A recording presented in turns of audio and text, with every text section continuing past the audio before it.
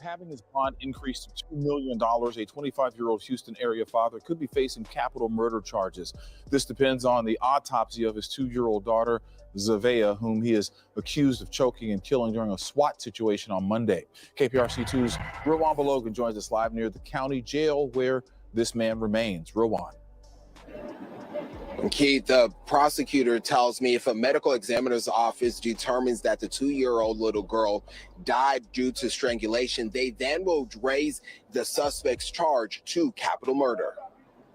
Deontray Flanagan wears a yellow jumpsuit with his hands behind his back in handcuffs as he appears for the first time in front of a judge. The 25-year-old charged with murder. Investigators say he picked up his 2-year-old daughter from daycare, went to the mom's job at Walmart, threatened her, then led law enforcement on a 30-mile chase with his daughter in the passenger seats without a seatbelt or car seats. Prosecutors say he video called the child's grandmother. In that FaceTime, they were watching the defendant strangle and assault the 2-year-old as he demanded Ms. Watson's phone password. Chow Wen is a trauma therapist with the GEM Wellness and Counseling Service. What an unthinkable tragedy that a child, a 2-year-old toddler, had to be weaponized as a result of domestic violence. The sheriff's office looking into its overall response surrounding this case, including the chase and the events leading up to it, including when deputies responded to the family home last week.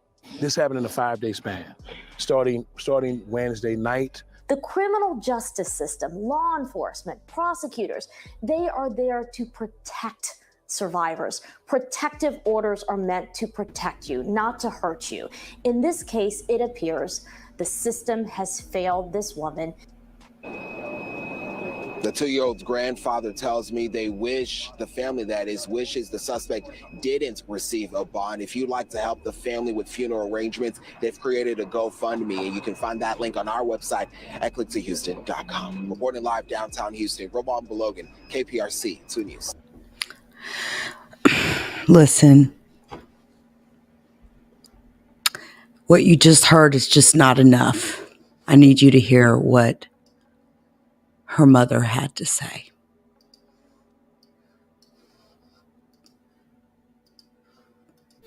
This is how Kirsten Watson wants to remember her 2-year-old happy and loving daughter, Zevaya, haunted by her last moments alive on a FaceTime. She was on his lap and she was gasping for air. And as she was gasping for air, he just had his arm around her neck, just squeezing tighter. He was like, "This is what you made me do.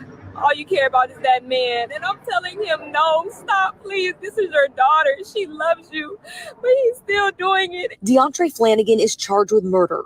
Court records say he struck his daughter with and against a blunt object and choked her, applying pressure to her neck and throat. The 25-year-old picked his daughter up from a daycare on Monday before leading police on a chase and eventually a standoff in Northwest Harris County. Telling the officers, like, "Look at this FaceTime call. Move in, move in, move in now." And they sat there and said they got to get everybody ready. And they have to put on their like shields and stuff. And they have to do all of this extra stuff. Like he wasn't killing her on this FaceTime call. They waited at least 20 minutes to move in. I've been pressing officials about why they waited to move in. Now we've learned there's an internal investigation to look into whether all policies were followed by both the sheriff's office and HPD. The sheriff's office sent us a statement saying, in part, the investigation will include a thorough review of the timeline, camera footage, dispatch communications, and radio traffic. Watson says she's felt failed by law enforcement leading up to her daughter's death. ABC 13 has learned the sheriff's office responded to at least 2 calls just days before, once on March 15th for a terroristic threat, and again on the 19th for telephone harassment. I told them over and over and over that something was wrong. They could have at least tried to find him or check it out. But no, even with his past, they saw it, but they still looked past it like it was nothing. I asked the sheriff's office why no action was taken. They told us the district attorney's office determined there wasn't enough evidence to charge him. They also said they tried to do a welfare check but couldn't find Flanagan. Explanations that this grieving mother, feeling helpless and failed, says aren't good enough. I tried to reach out. I tried, but they didn't believe me. They thought I was making it up and that he was just a father. helpless and failed, says aren't good enough. I tried to reach out. My deepest condolences to this woman and her fucking family and her family. My deepest condolences. Hey, Third Eye. So basically, you know, this 25-year-old so-called father, okay, I say more like sperm donor.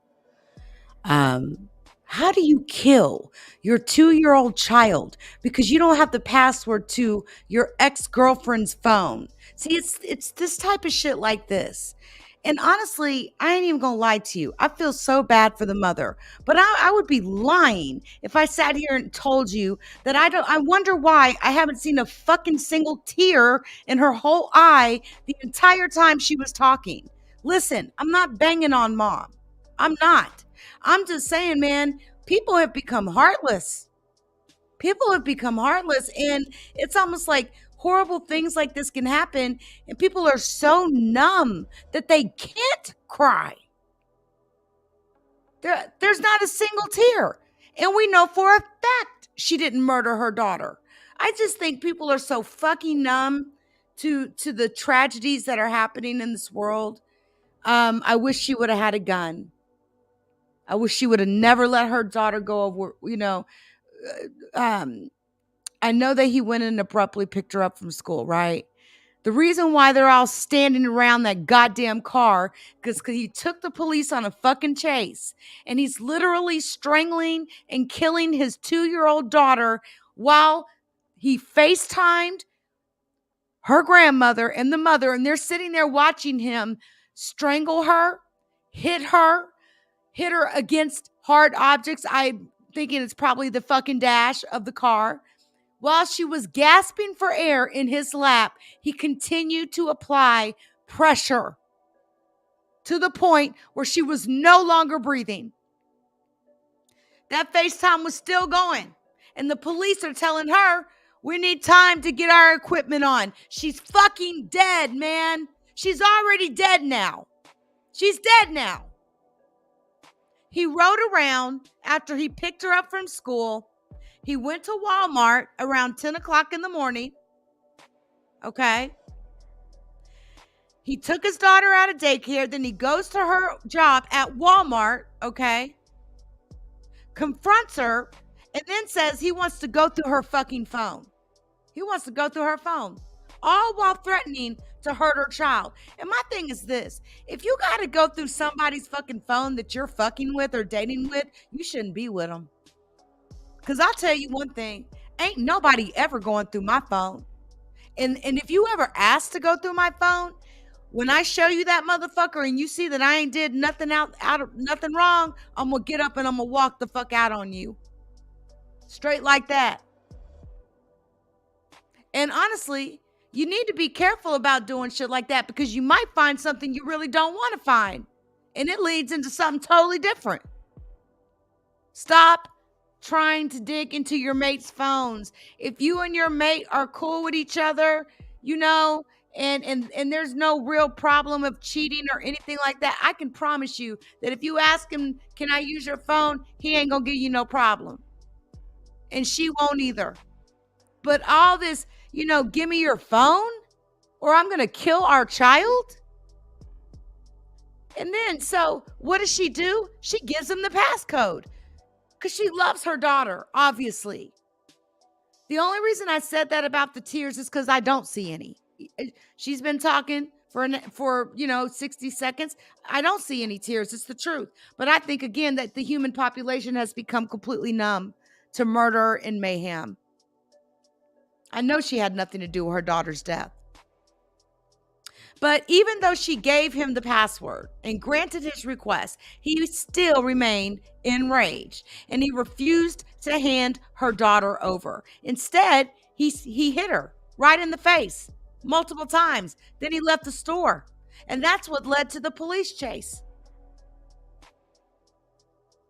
Now, while he's on the run on this police chase, mom's getting on the phone with him, and then she finally gets him on FaceTime.